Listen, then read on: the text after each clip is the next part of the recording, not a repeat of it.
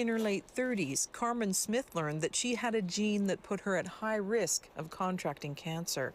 He just said, you have 2 ticking time bombs on your chest, and it's not if, but when. I'm just waiting for them to go off, and you will end up with breast cancer.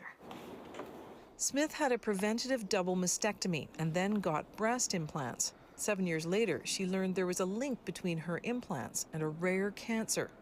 Allergan BioCell textured implants were recalled in 2019. There was this moment that everything just sort of like, this is getting really real. And it's getting scary.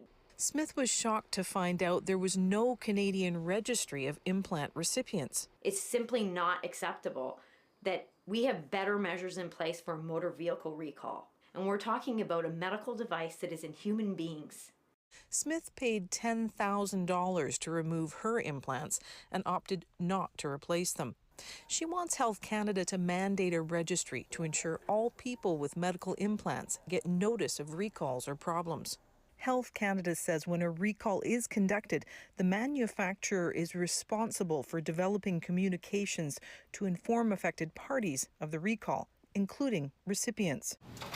But plastic surgeons say they've called for a registry for years. This is something that's absolutely critical, and it's a bit of a disappointment that we didn't have this in place originally, because I think a lot of surgeons, including myself, were under the impression that the company had a central registry for all implants.